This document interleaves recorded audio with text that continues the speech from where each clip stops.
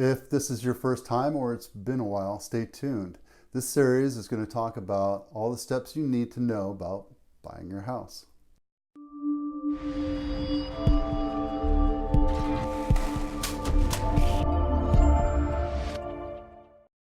I'm Vito Scarnecchia with Abitano Real Estate, your realtor in San Jose, California.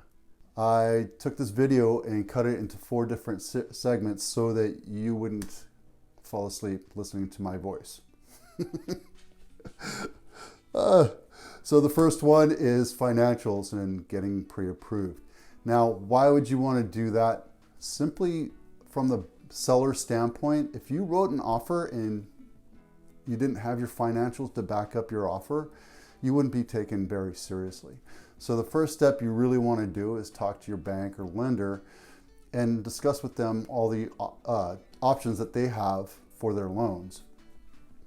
And it would also behoove you to talk to a loan broker as well, because sometimes they might be able to get you a better deal or have it so that you don't have to put as much money down in the process.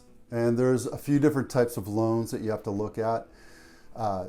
There's FHA, which is a 3.5% loan, and the conventionals, which is typically 20% down. And there's loans that are in between, like 10 or 15% down. And your lender would talk to you about the different strengths and weaknesses of that. There's also VA and USDA loans, which are 0% down loans. And they're great, but they don't really make a whole lot of sense when you're buying a $900,000 property, because the whole intention of down payment or a larger down payment is to lower your monthly payment. All right, so what are the things that your loan officer is going to ask for?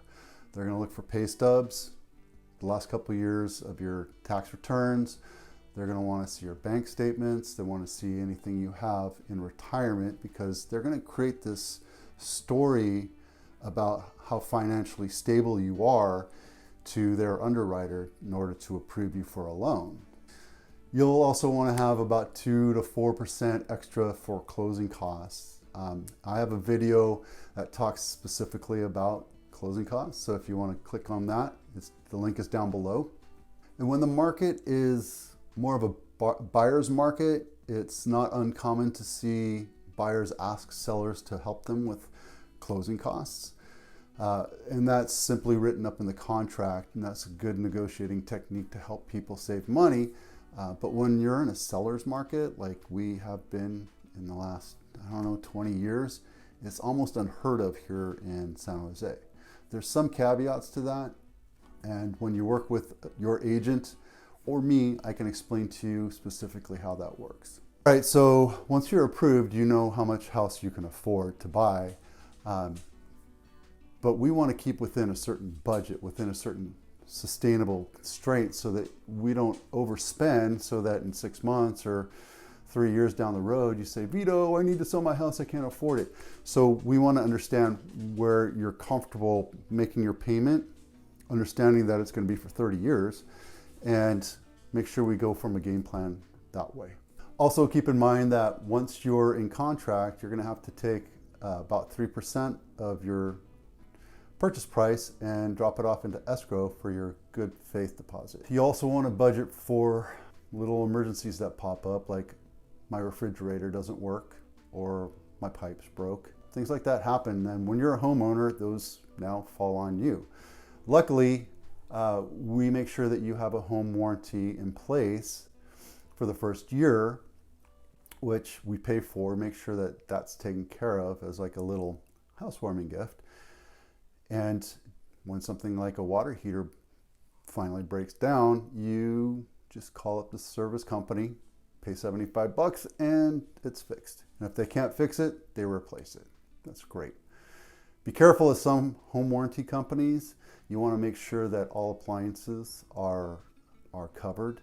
There are some warranty companies out there that absolutely refuse to cover appliances. Tip number 2, find an agent you can trust.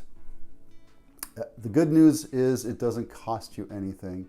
The seller actually pays the listing agent, who then pays the buyer's agent. Now, you don't have to hire your mom's best friend's cousin who does it part-time. You want somebody that's full-time, understands the market and how to negotiate and get you the best deal, and also keep the process moving forward and keeping in communication with you every step of the way.